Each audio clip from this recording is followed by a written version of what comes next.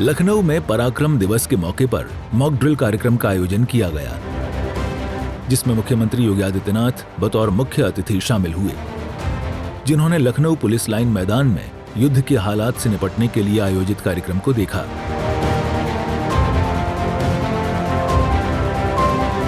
यह ड्रिल बिल्कुल ऑपरेशन सिंदूर के दौरान हुई मॉक ड्रिल की तरह की गई। लोग घायल होकर जमीन पर गिर पड़े। फिर मौके पर मौजूद आपदा मित्रों ने उनकी मदद की, जिससे वो सुरक्षित रह सके।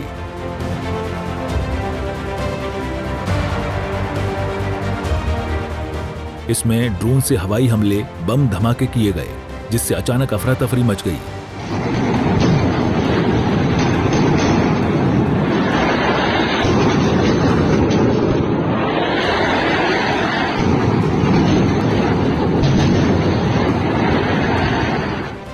कार्यक्रम के संपन्न होने के बाद सीएम योगी ने कार्यक्रम को संबोधित किया और लोगों को मॉक ड्रिल से सीख लेने की अपील की, जिससे वे किसी भी आपदा या दुर्घटना में सरकार के साथ कदम से कदम मिलाकर आगे बढ़ सकें।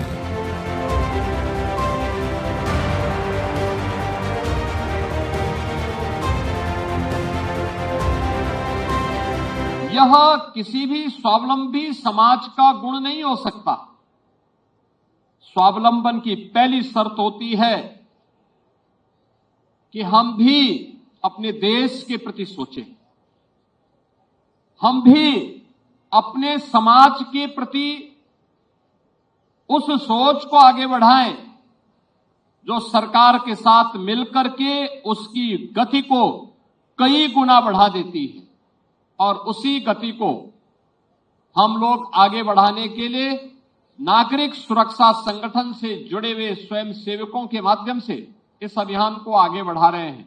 आज सभी 75 जनपदों में मॉक ड्रिल हो रहे हैं। अब नागरिक सुरक्षा संगठन केवल शांति काल में पर्व और त्योहारों तक ही सीमित नहीं है। पर्व त्योहार हो, बाढ़ या कोई आपदा हो, कोई घटना दुर्घटना हो, किसी बड़े आयोजन में ट्रैफिक व्यवस्था के सुचारू रूप से संचालन में योगदान देने का हो, या अगर देश पर दुश्मन की ओर से युद्ध थोपा गया है तो युद्ध काल में नागरिक समाज की व्यवस्था को संभालने के लिए इस कार्यक्रम को आगे बढ़ाया जा सके, यह भी आज वह इस मॉक ड्रिल के माध्यम से उसने भी यहां प्रस्तुत किया है। इस दौरान उन्होंने आपदा मित्रों को लेकर भी बड़ा ऐलान किया और कहा कि होमगार्ड भर्ती में उन्हें प्राथमिकता दी जाएगी, जिससे वे अपने प्रदेश की सेवा कर सकें। अच्छा प्रयास है, यह निरंतर हमारी प्रैक्टिस का हिस्सा बनना चाहिए। हमें युद्ध के साथ साथ आपदा प्रबंधन के लिए, दुर्घटनाओं को रोकने के लिए, और अगर दुर्घटना हो गई है तो उस समय पीड़ित को ससमय उपचार मिल सके, उसका जीवन अमूल्य है। उस दिशा से गोल्डन आवर की इस व्यवस्था को आगे बढ़ाने के लिए हम सबको मिलकर के उस प्रयास को आगे बढ़ाना होगा।